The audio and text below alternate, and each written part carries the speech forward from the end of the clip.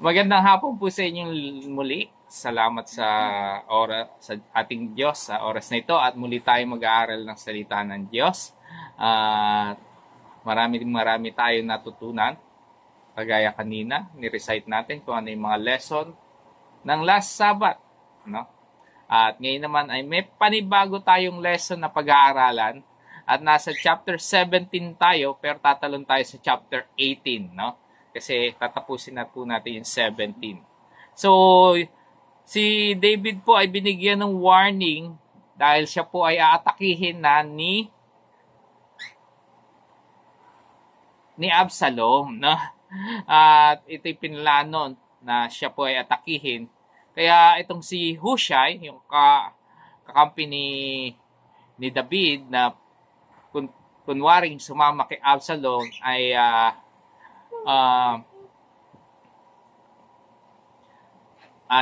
nagbalita sa kanya, no, kay David. Mabilis yung desisyon na ginawa niya. Binigyan niya agad ng warning ito sa David sa gagawing plano ni Absalom na pag-atake. Pero nung nalaman ni Ahithophel, yung isa pang counselor ni Absalom, na hindi sinunod yung kanyang payo, no, na-disappoint po siya at siya po ay nag-suicide, no? At dahil doon sa magandang counsel o payo ni Hushai, nagkaroon ng mahaba pang oras itong si David para maghanda ng kanyang tropa, no? At tayo ngayong hapon to ay pinagpala ng tatlong lesson na naman na nagsisimula sa letter D. D as in dog, no? So, tapusin po natin yung 5 last verses ng chapter 17 at ang sabi po rito, nasa Mahanaim na si David nang tumawid sa Jordan, sina Absalom, no? So, hinahabol na ni Absalom ito si David dahil si David nga po ay pinatawid ni Hushai sa Jordan at mga kasamang Israelita. Sa lip na si Joab, si Amasa ang ginawa ni Absalom na pinuno ng buong hukbo. Si Amasa na anak ay anak kay Abigail ni Jeter, isang lalaking Ismaelita. Si Abigail naman ay anak ni Nahash, kapatid ni Seruias na ina ni Joab. Ang mga Israelita at si Absalom ay nagkampo sa Gilead. Pagdating sa Mahanaim, si David ay sinalubong ni Shobi, no? Hindi po to Chinese, no? Shobi, anak ni Nahas, na Amonitang taga Raba.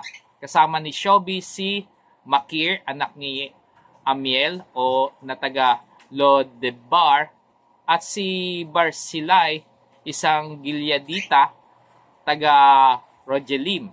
May dala silang mga banig, kumot, mangkok at banga. May dala silang trigo, sebada, harina, mga butil ng sinigang, gulayin, pulot-pukyutan, keso at mga tupa. Pinagkaloob nila ito kina David at sa mga kasama nito upang may makain sila sapagkat alam nilang ang mga ito'y pagod na pagod at nagdanas ng matinding gutom at uhaw sa ilang. So natapos po yung verse 17 na ang Diyos po ay nagpadala ng mga tao para pagpalain itong si David at ang kanyang mga kasama. So sa pagsisimula na po ng chapter 18, ito pong si David na nagmukhang pabaya nung sa una or undecisive siya, hindi siya nakapagpasya sa mga sitwasyon na nangyayari, parang nabuhayan uli ng loob, no? Sabi po dito sa verse 1 to 18 o verse 1 to 3 ba to o 2, sabi, tinipon ni David ang lahat ng mga tauhan niya at pinagpangkat-pangkat ang mga ito. Naglagay sila ng mga pinuno sa mga pangkat na tig-1,000 at tig-100 daan. Pinagtatlo niya ang buong hukbo at unang pangkat ay pinamunuan ni Joab, ang pangalawa naman ay pinamunuan ni Abishai, at ang ikatlo'y ibinigay niya kay Itay na Gittite. Sinabi ng hari sa kanila, sasama ako sa inyo sa labanan.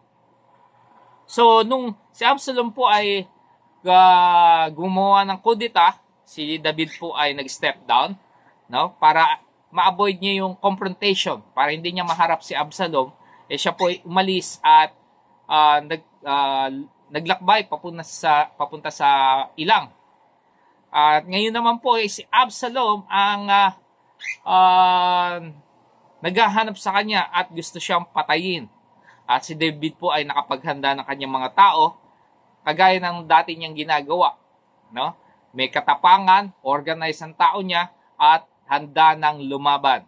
So the first lesson that we're going to take away is the word defend. No? Ano yun, nanay? Defend. Ipaglaban o ipagtanggol. No? Kagaya na lamang po ng analogy o paghahambing na ginamit ni Hushai kay David, si David po ay parang Papa Bear, no? Na handang-handang mamatay para sa kanyang mga inahin or mga anak, no? At siya willing to defend the people of God, no? Na pinagkatiwala sa kanya. So kagaya ni David, tayo rin naman po ay pinagkatiwalaan ng Diyos. At ito po yung salita ng Diyos, ang mga pag-asa, ang kaligtasan ay pinagkatiwala sa atin ng ating Diyos at dapat natin i-treasure ito sa ating mga puso. Sabi po sa 1 Peter 3:15, lagi kayong maging handang ipagtanggol at sumagot sa sa sino mang humihingi ng paliwanag sa inyo tungkol sa pag-asang nasa inyo. So lagi raw tayo maging handa. Mahirap yung may nagtatanong na sa atin, hindi pa natin masagot. So dapat daw tayo maging handa. Kagaya ng sinabi ni Peter, ini-encourage po tayong lahat na maging ready to defend the hope that God has given to us. So, ang Panginoong Hesus ay binigyan na tayo ng warning, sila Peter, noon na magkakaroon o lalaganap yung mga false teachers, mga maling tagapagturo na darating. Kaya nga sabi ni Paul na naman sa 2 Timothy 4:3, sapagat darating ang panahong hindi na sila makikinig sa wastong katuruan. Pag dumating po, dapat handa tayong iayos sila at ituwid. Sa halip, susundin nila ang kanilang hilig. Maghahanap sila ng mga tagapagturo na walang itinuturo, kundi ang ibig lamang nilang marinig. Ang mga gusto lang nilang marinig talaga ang paniniwalaan nila. Kaya nga si Apostle Paul ay mahigpit niyang ini-encourage or namanhik siya sa atin na tayo maging handa to defend yung ourselves, no? Pagtanggol natin ating mga sarili against sa korupsyon ng mundong ito. So before po yung verse na binasa ko sa inyo, sa verse 3, yung verse 2 sabi, ipangaral mo ang salita ng Diyos. Pagsikapan mong gawin iyan, napapanahon man o hindi. Himukin mo at pagsabihan ng mga tao at palakasin ang kanilang loob sa pamamagitan ng matagang pagtuturo. So, sinabi na naman ni Apostle Paul at in-encourage niya si Timothy na maging handa. Be prepared in season and out of season. No? Ano ba yung season at out of season? Kapag panahon ng talastasan, no, ng salita ng Diyos, dapat handa ka at hindi ka mapapaya. Minsan naman, yung out of season, yung bigla na lang may nagtatanong sa'yo na random na kaibigan mo, kakilala mo, na tungkol sa pag-asa na meron ka, dapat marunong ka sumagot. Kung bakit hindi ka kumakain ng baboy, dapat alam mo kung paano mo isasagot yan. So, alam ni Apostle Paul na ang oras, ang panahon ay napakalapit na pa at darating na yung mga taong manggugulo ng mga paniniwala o mga katuruan ng Panginoon. At huwag na raw tayong magugulat sa mga bagay nito kasi talagang darating. At sa tingin ko, dumating na. Maraming mga tagapagturo na paliko na ang kanilang mga tinuturo. Kaya tayo dapat maging vigilant, maging mapagmasid, at sensitive tayo sa mga opportunity na dumadating sa atin para i-depend natin ang Diyos sa mga walang Diyos, no? So, be ready to defend. Letter D natin. Magpatuloy po tayo sa verse 3 and 4. Ngunit tumutol ang mga tauhan at sinabi niya, Hindi po kayo dapat sumama sa amin. Kung kami po'y matalo at mapatras, iyon po'y walang halaga sa mga kaaway.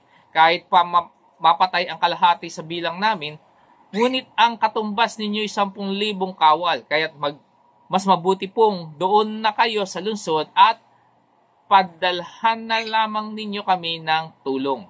Gagawin ko kung ano ang inaakala niyong pinakamabuti, sagot ni Haring David.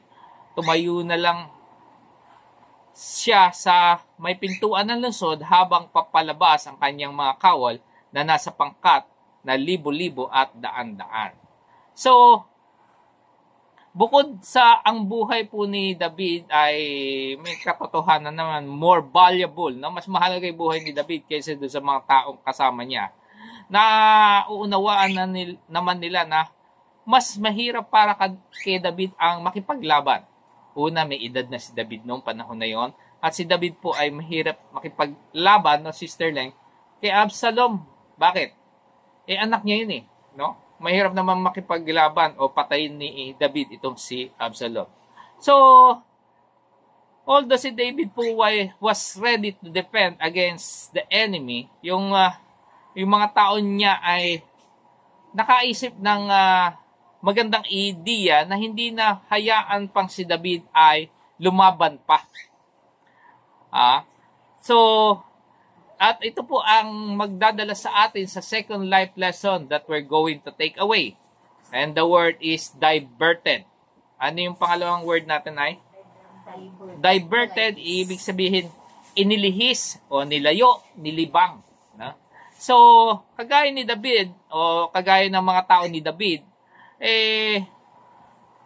dapat alam po natin kung paano idadivert o ililihis yung mga tao sa kanilang mga maling mga ginagawa, no? At dalhin po natin sila sa isang mabuting mga bagay na dapat nilang gawin. Since tayo naman po ay galing na sa mga bagay na yon. Dati tayo naligaw, tayo po ay natagpuan na ng Panginoon. At kung ang mga tao pong ito ay nakita nating naliligaw din, divert natin yung direction nila. No, ilihis natin patungo sa liwanag ng ating Diyos.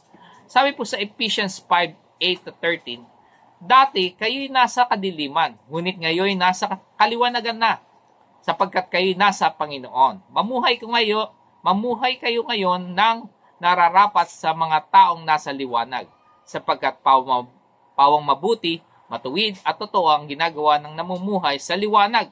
Sikapin ninyong matutunan kung ano ang kalugod-lugod sa Panginoon. Huwag kayong makihabahagi sa mga gawain ng kadiliman na walang ibinubungang mabuti. Sa halip ay ibunyag ninyo ang mga iyon. Kahiya-hiya, mabanggit man lamang ang mga bagay na iyon na ginagawa nila ng lihim. Ang lahat ng nalalantad sa liwanag ay nakikilala kung ano ang kaliwanagan at nagiging liwanag na rin. So, ang verses na to ay nagsasabi sa atin na sa pamamagitan ng pagpapakita natin ng liwanag sa mga taong nasa kadiliman, sila po ay maliliwanagan din, no? So, kaya yun po ay diverting, no? Dinadivert po natin yung focus nila from darkness into light, no? From bad to good, from wrong to right, no? From worldly to godly things, no? At sabi po sa Matthew 5:16, gayon din naman dapat ninyong paliwanagin ang inyong ilaw sa sa harap ng mga tao upang makita nila ang inyong mabubuting gawa at papurihan ang inyong Ama na nasa langit. So, dapat nating ibahagi ang liwanag na meron tayo. Kung sila po ay, ayun nga, nasa kadiliman, ibahagi natin, i-divert natin yung hakbangin nila, landasin nila.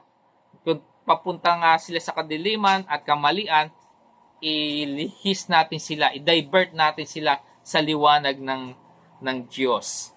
So, yun po yung pangalawang letter D natin. Ano yung dalawa na ay? Yung una. D. Tama po. No? Defend. So, tapusin na po natin yung storya natin. Medyo mahaba to, no? 5 to 17. Sabi po, pinagbilinan niya si Joab, Abishai at si Itay. No? Alang-alang sa akin, huwag niyong sasaktan ang anak kong si Absalom. Narinig ng buong hukbo ang bili ng hari sa lahat ng pinuno tungkol kay Absalom. Hinarap ng hukbo ni David ang mga Israelita at naglaban sila sa kagubatan ng Ephraim na natalo ng mga tauhan ni David ang mga Israelita at 20,000 kawal ang napatay ng araw na iyon. Umabot ang labanan hanggang sa mga kabukiran. Ng araw na iyon, mas marami pa ang namatay sa kagubatan kaysa napatay sa tabak. Nakasalubong naman ni Absalom ang ilang kawal ni David. Nakasakay noon sa asno, mule. Asno. Si Absalom, bakit wala bang kabayan, no? At pagdaan niya sa ilalim ng isang malaking puno ng oak tree, napasabit ang ulo niya sa mga sanga. Nagpatuloy sa pagtakbo ang asno at naiwan si Absalom na nakabitin sa puno. Isa sa mga nakakita nito ang nagsabi kay Joab, nakita ko si Absalom na nakabitin sa isang puno ng oak tree. No? Na pagkarinig nito ay sinabi ni Joab sa lalaki, nakita mo na palang nakabitin, bakit hindi mo pa siya pinatay doon? Nakatanggap ka sana sa akin ng 10 pirasong pilak at sinturon ng mandirigma. Sumagot ang lalaki, kahit na po gawin yung 1,000 pirasong pilak, hindi ko maaaring pagbuhatan ng kamay anak ng hari. Narinig po naming lahat ang utos ng hari sa inyo at kina Abishai at Itay na huwag sasaktan ng anak niyang si Absalom, alang-alang sa kanya. Kung siya ay pinagbuhatan ko ng kamay at namatay, malalaman din po iyon ng hari at hindi naman kayo ang mananagot sa nangyari, kundi siya, siyempre.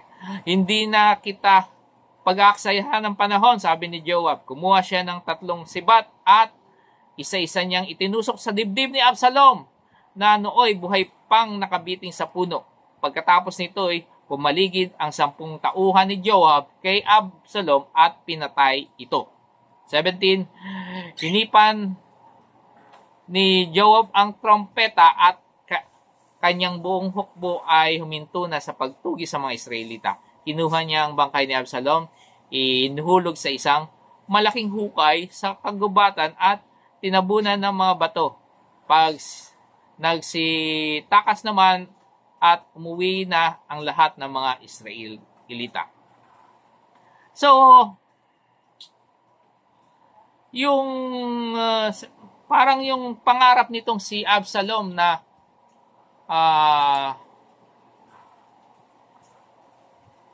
ano tawag doon? Tanawin, no? Ay nangyari, no? Dahil siya po ay tinanaw ng mga tao. Dahil siya po ay nakasabit sa puno, no? Tiningala, yon. Yung pangarap ni Absalom na matingala ng tao, tingalain ng tao ay nangyari dahil tiningala nga siya dahil sa kanyang pagkakasabit sa puno, no? Dahil nasabit yung kanyang buhok, no? Napalupot sa puno, sa branches, no? At siya po ay nasabit doon. So, yung kagandahan ng kanyang buhok, no? Na nagbigay sa kay Absalom ng kanyang pride, ng katanyagan, ng kayabangan, no? Ay siya ring nagdala sa kanya ng kanyang ending, no? So the third life lesson that we're going to take away is the word, ano na kung mahulaan nyo, namatay siya. Death, no? Kamatayan. So, ang Biblia po ay nagsasabi sa atin, lalo na sa Ecclesiastes 9, na ang lahat ng tao ay mamamatay eventually, no? Someday. Ang kamatayan po ay mangyayari sa mga matutuwid, ganun din sa mga hindi matuwid. So, ano po ba yung big deal kung ikaw po ay mamatay, kagaya si Absalom, namatay? So, kung titingnan po natin yung background nito si Absalom, wala naman siyang victory, wala siyang tagumpay na natanggap, no? Wala siyang pakikipaglaban, wala siyang karanasan, no?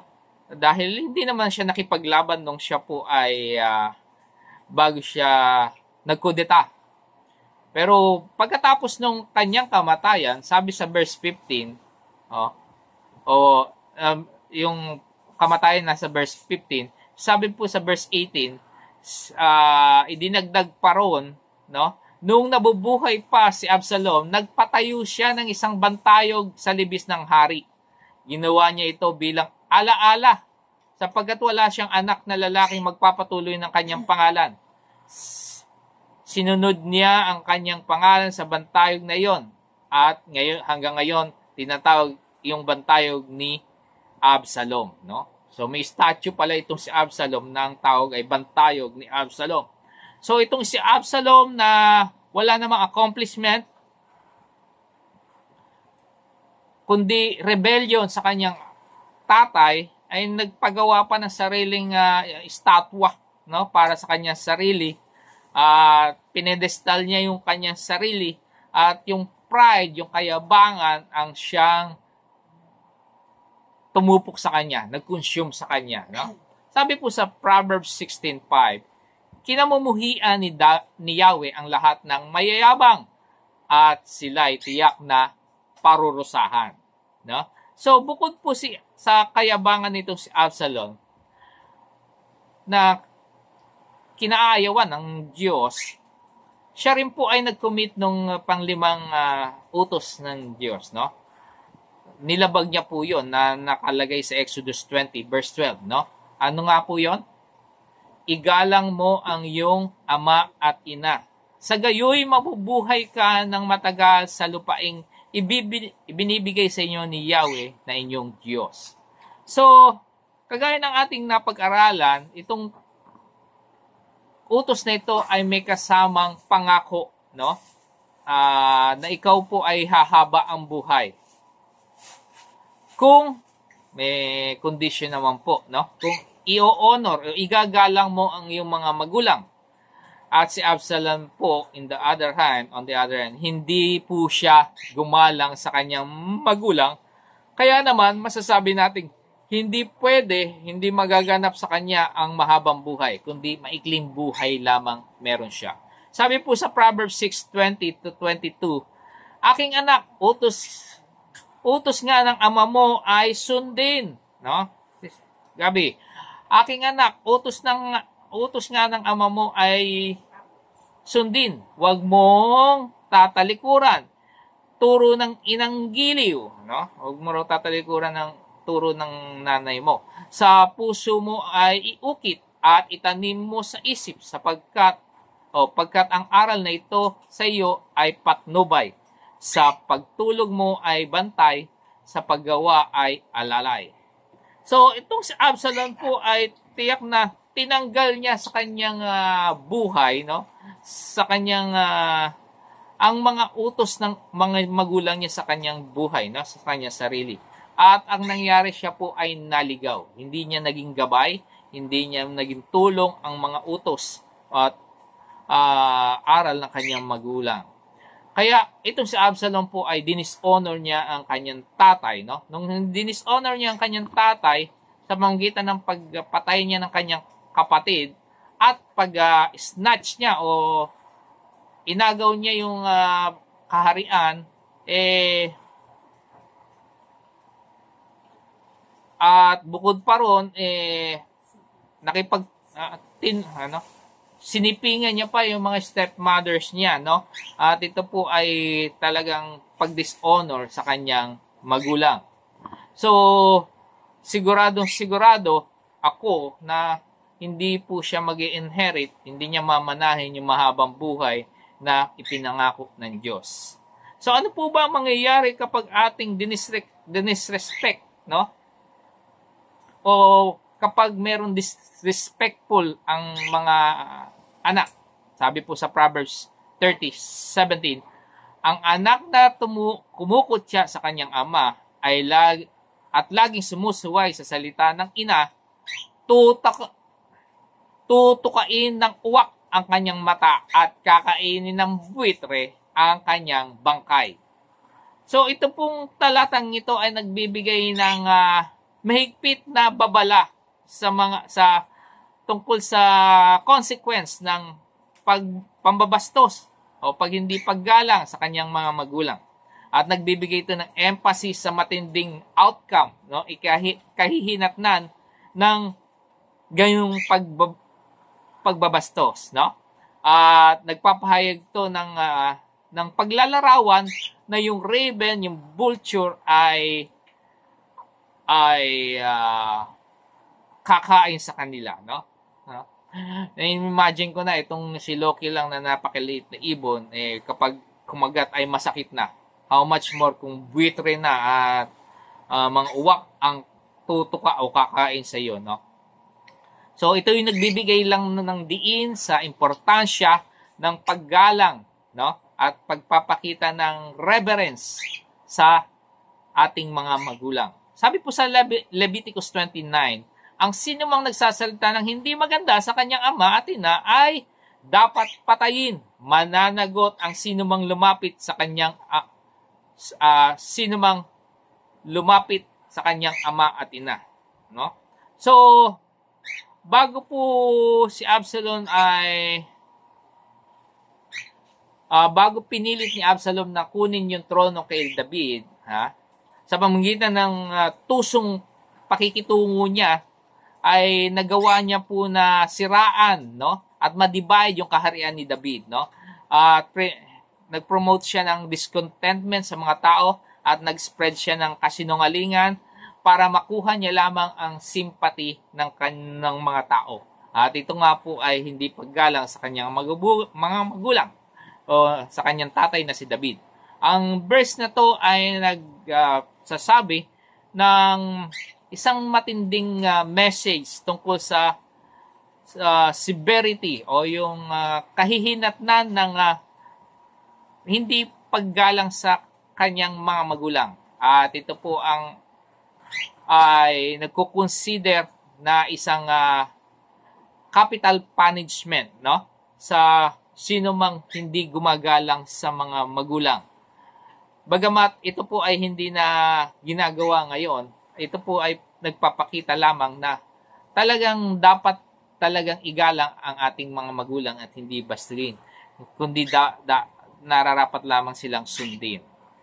So, ang tunay na highlight ng storya ni Absalom ay yung evil doesn't succeed, no? Yung kasamaan ay hindi nagtatagumpayan. At ang nagtatagumpay lang ay yung kalooban ng Diyos sa ating mga buhay. So, kalooban ng Diyos na i-depend natin ng ating pananampalataya sa lahat ng tao na ating makakasalamuha, lalo na kung naghahanap sila ng kaliwanagan, dapat nating or meron silang ibang paniniwala na taliwas sa ating nalalaman, dapat nating depensahan ang ating paniniwala. Kalooban din naman ng Diyos na i-divert natin yung mga mali nilang kilos, mali nilang mga gawa, at ituwid po natin sila ng may kahinahunan upang marating nila yung kaluwalhatian na nais ng Diyos. Yung katwiran na ninanais ng Diyos ay matagpuan din nila at sila po ay magkaroon ng kapayapaan sa kanilang mga buhay. So, kung paano natin pinakikitunguhan ng ating mga magulang, hindi ko po alam kung paano nyo ginagawa iyon, no? Tayo po ba ay sunurin o masuwayin? At ang pagre-rebelde po sa ating mga magulang ay hindi nararapat na gawin natin. So, ang dalangin ko sa hapon na ito ay matutunan po natin ang mga nangyari dito kay Absalom, na ang buhay talaga o ang ating mga magulang ay dapat nating igalang, sundin, at tayo po ay magkakaroon ng mahabang buhay na pinagkakaloob sa atin ng ating Diyos. So, yun po ang ating pag-aaral. Delightful Sabbath po sa inyong lahat.